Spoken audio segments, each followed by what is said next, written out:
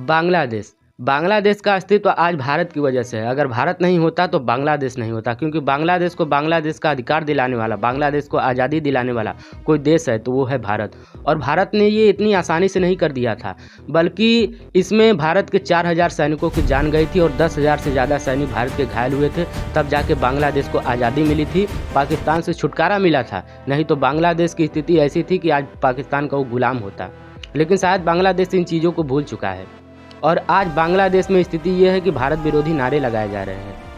लेकिन फिर भी बांग्लादेश कहीं भी शांत बैठा नहीं है। बांग्लादेश आग की तरह जल रहा है। अभी आप लोगों ने बहुत सारी न्यूज़ देखे होंगे और बांग्लादेश के जो हालात है, जैसे कि अभी दीपू चंद्र दास की हत्या हुई थी, उसके बारे में भी सोशल मीडिया पर बहुत वायरल वीडियो हो रहा है। तो अभी बांग्लादेश के हालात क्या है, बांग्लादेश में ये जो उपद्रव हो रहा है वो कैसे हो रहा है, और इस पे एक नज़र डालूंगा, प्रकाश डालूंगा कि अभी जो हालात है बांग्लादेश के वो कैसे हालात है और हालात बिगड़े तो कैसे बिगड़े।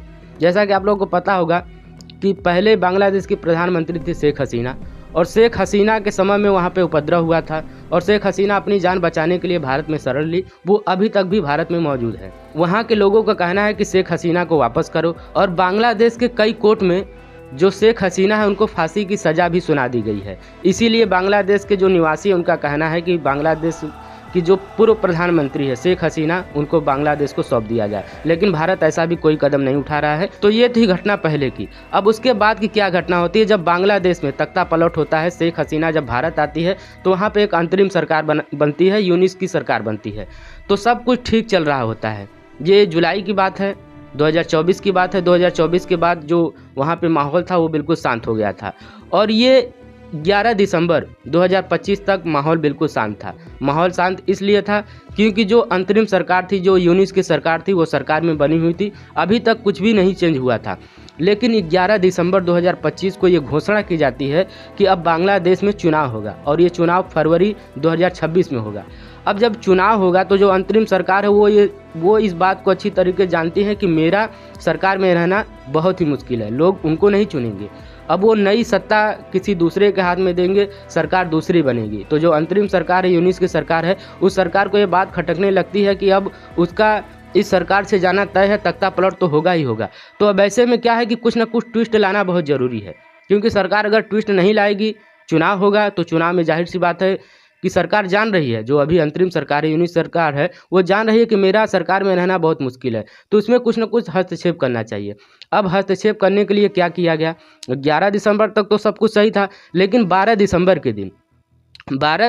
के दिन शरीफ उस्मान हादी नाम का एक युवक था, जो कि एक बहुत बड़ा चेहरा था, बहुत बड़ा लीडर के रूप में उभर रहा था और चुनाव भी लड़ने वाला था। इस बात की उसने घोषणा भी कर दी थी। और उस्मान हादी को 12 दिसंबर को कुछ अज्ञात लोगों द्वारा उसको गोली मार दी जाती है, और जब उसकी हत्या करने की कोशिश की जाती है, उसको गोली मारी जाती है, तो उसके हालात बहुत नाजुक होते हैं और वो बांग्लादेश में ही भर्ती रहता है। लेकिन उसके हालात में कोई भी सुधार नहीं होता है। और जो लोग थे तब तक उनको जब ये बात पता चलती है तो एक उपद्रव होने लगता है, एक हिंसा होने लगता है, जगह जगह पे भीड़ इकट्ठी होने लगती है, कई जगहों पे धरना प्रदर्शन भी करते हैं। तो इन सभी चीज़ों को देखते हुए जो अंतरिम सरकार है, यूनिस की सरकार है, माहौल को संभालने के लिए करती क्या है कि 15 दिसंबर 2025 को उस्मान हादी को इलाज के लिए उसको सिंगापुर भेज दिया जाता है, ताकि लोगों को ये लगे कि हाँ, जो अभी की सरकार है वो कुछ कर रही है उनके लिए। लेकिन उसके बाद बात क्या होती है कि सिंगापुर में 18 दिसंबर 2025 को ये खबर आती है सिंगापुर से कि जो उस्मान हादी है उसको बचाया नहीं जा सका और उसकी मृत्यु हो गई। अब उसके मृत्यु के बाद हालात और भी बदल जाते हैं। बांग्लादेश में जगह जगह पे और प्रदर्शन होने लगते हैं, आगजनी होती है, और यहाँ पे जो मेन चीज़ होता है वो होता है हिंदुओं को टारगेट करना। हिंदुओं को टारगेट करने लग जाते हैं लोग और उनको जलाने लगते हैं, मारने लगते हैं।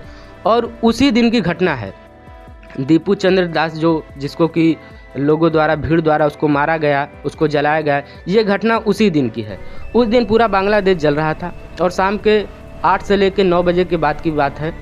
उसी दिन जो दीपू चंद्र दास था वो अपनी फैक्ट्री में काम कर रहा था, और फैक्ट्री में काम करने के दौरान उसके जो कुछ सहकर्मी थे, उसके जो साथी थे, उसके साथी मुसलमान थे, और जो दीपू चंद्र दास था वो हिंदू था। और कहीं ना कहीं इस झगड़े की जड़ और उसकी मृत्यु का जो जड़ बताया जा रहा है वो यही बताया जा रहा है कि वो हिंदू था। अब झगड़े की शुरुआत कैसे होती है वो मैं आपको बता देता हूँ। दीपू चंद्र दास अपनी फैक्ट्री में काम करता था और फैक्ट्री में काम करने के दौरान वो बाहर आता था चाय पीने के लिए। तो उसी दिन 18 दिसंबर के दिन वो बाहर आता है चाय पीने के लिए, और जिस चाय की टपरी पर वो बैठता है, चाय की दुकान पर बैठता है, वहाँ पर कुछ मुस्लिम समुदाय के भी लोग थे और हिंदू समुदाय के भी लोग थे। तो वहाँ पे बात विचार होती है। अभी तक बांग्लादेश में बहुत सारी घटनाएं हुई थी। तो जो मुस्लिम समाज के कुछ लोग होते हैं उनका मानना होता है कि अभी तक जो भी कुछ हुआ, मुसलमान समाज के लोगों ने जो कुछ भी किया वो किया, लेकिन जुम्मे की जो नमाज होती है उस नमाज में हम लोग ये कबूल करते हैं, ये मानते हैं कि जो भी घटनाएं हुई हैं वो गलत हुई हैं, लेकिन हम उस दिन अल्लाह का प्रेयर करते हैं और अल्लाह हमारी सारी जो भी गलतियाँ किए हुए हैं उसको माफ़ कर देते हैं। तो इसी बात पे जो दीपू चंद्र दास था वो कहता है कि अगर आप गलती करते हैं तो केवल जुम्मे की नमाज़ पढ़ लेने से आपकी गलती ख़त्म हो जाएगी। अगर ऐसा कोई प्रावधान है तो ये सही नहीं है। अब इसी बात को लेकर के विवाद उठता है और जो मुसलमान समुदाय के लोग होते हैं वो कहते हैं कि ये हमारी अल्लाह की बुराई कर रहा है, ये हमारे मजहब की खिलाफ बातें बोल रहा है। तो वो ऐसा कुछ कहकर अपनी फैक्ट्री में चला जाता है। लेकिन जो बाहर मौजूद भीड़ थी, बाहर मौजूद लोग थे, वो लोग इकट्ठा हो जाते हैं और दीपू चंद्र दास के खिलाफ आवाज़ उठाने लगते हैं कि ये हमारे मजहब के खिलाफ बोल रहा है, ये गलत बोल रहा है, जबकि ये केवल अफवाह होती है, ऐसा कुछ नहीं होता है। और जो घटनाएं होती हैं वो आपको पता है कि उसी दिन शरीफ उस्मान हादी होता है। 18 दिसंबर को ही इसकी मौत की घोषणा होती है, पुष्टि की जाती है और उसी रात की बात है। फिर भीड़ इकट्ठा होकर फैक्ट्री की तरफ रुख करती है और फैक्ट्री में जाती है और वहाँ पर जो मैनेजर होता है उससे लोग बोलते हैं कि जो दीपू चंद्र दास है उसको हमारे पास बुला, वो हमारी धार्मिक भावनाओं को ठेस पहुंचा रहा है। तो जो मैनेजर होता है वो पुलिस को फ़ोन नहीं करता है। हालांकि मैंने एक वीडियो बनाया था उसमें थोड़ी सी गलती हो गई थी, जो चीज़ें मैंने देखा था उसको बता दिया था। दीपू चंद्र दास से ज़बरदस्ती वो मैनेजर उससे रिज़ाइन करवाता है और रिज़ाइन करवाने के बाद भीड़ के हवाले दीपू चंद्र दास को कर देता है। और जब भीड़ के हवाले दीपू चंद्र दास को करता है तो भीड़ उसके साथ क्या सलूक करती है ये बात पूरी सोशल मीडिया पर पता है।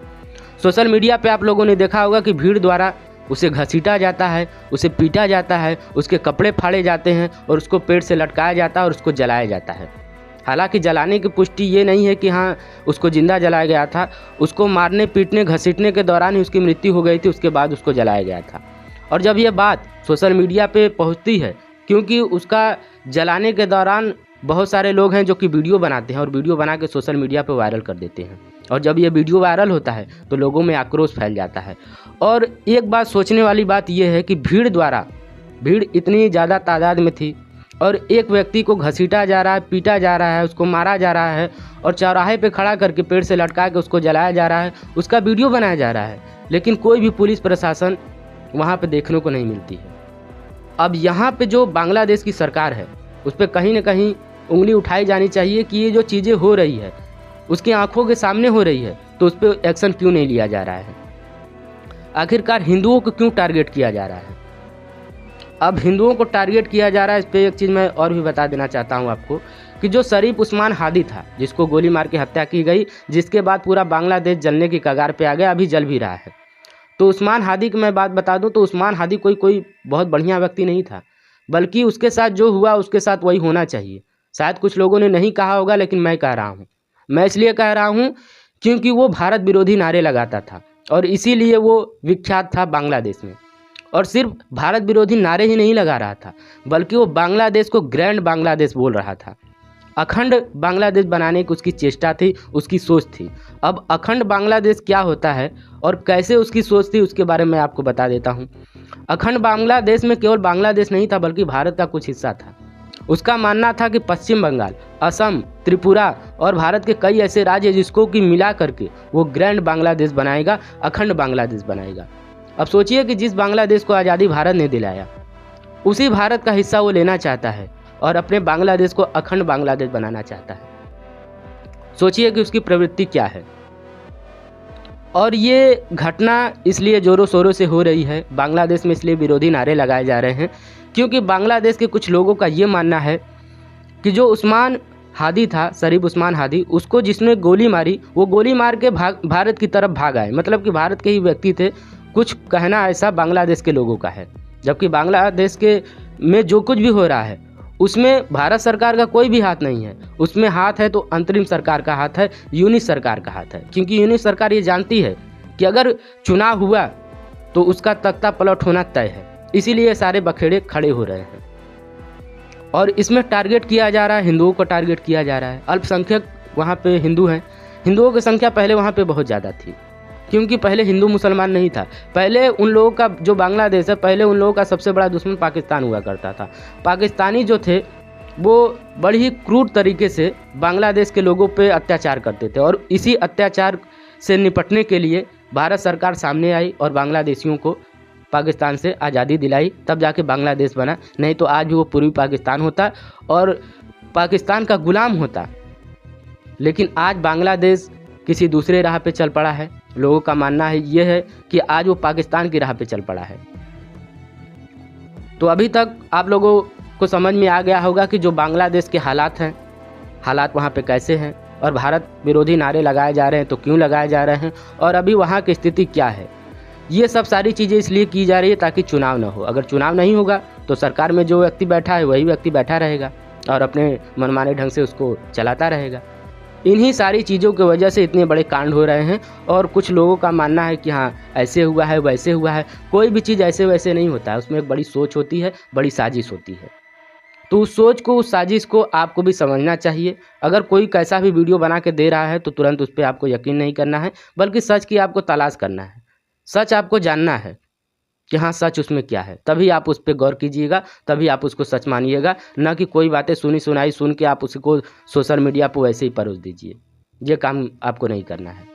तो आज की वीडियो में यही कुछ जानकारी थी, यही कुछ चीज़ें थी, यही कुछ बातें थी। मुझे लगा कि मैं आप लोगों के साथ शेयर करूं, क्योंकि एक मैंने और भी वीडियो डाला था जिस पे कि बहुत अच्छा खासा आप लोगों को रिस्पॉन्स देखने को मिला बाकी वीडियो की अपेक्षा। तो उम्मीद करता हूं इस वीडियो को भी आप लोग प्यार देंगे, दुलार देंगे और वीडियो अच्छा लगे तो वीडियो को लाइक कीजिएगा। चैनल पर हमारे रहे हैं तो चैनल को सब्सक्राइब कीजिएगा। नमस्कार दोस्तों।